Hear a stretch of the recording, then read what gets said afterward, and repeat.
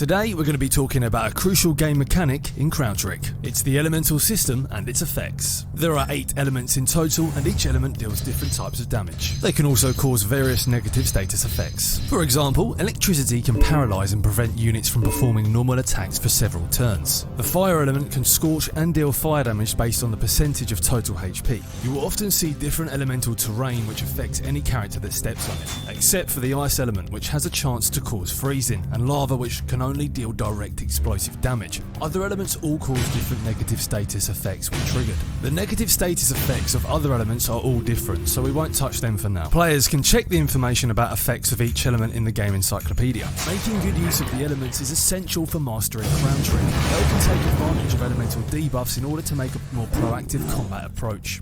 For instance, some monsters like King of Eternal Frost have elemental resistance to ice, and if you carry a weapon with ice attribute to it, the damage dealt to this enemy will be pitiful. But at the same time, his elemental weakness is fire, so when you use a fire type weapon, you will deal double damage.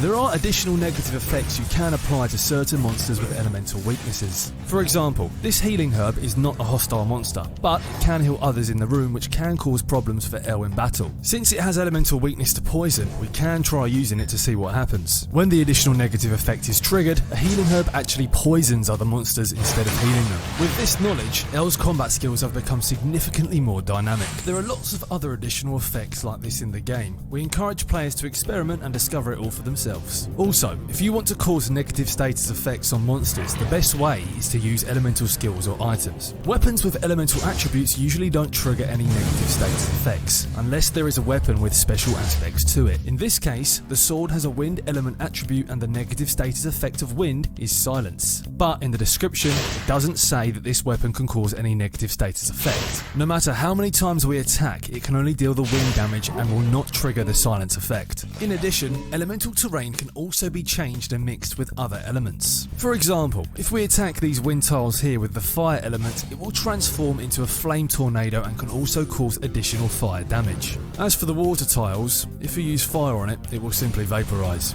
There are many different combinations like that which open a field for experimentation. Strategic use of the elemental resources that you have at your disposal can improve your chances in the Nightmare realm. When you become more familiar with the game, you'll begin to intuitively predict which types of monsters and bosses will appear in different levels, and then you can prepare yourself with effective elements to use against them. Alright, that's it for our brief introduction to elemental effects in Crown Trick. In the next episode, we're going to teach you how to combine familiars and relics. Thanks for watching, and be sure to add Crown Trick to your Steam wishlist.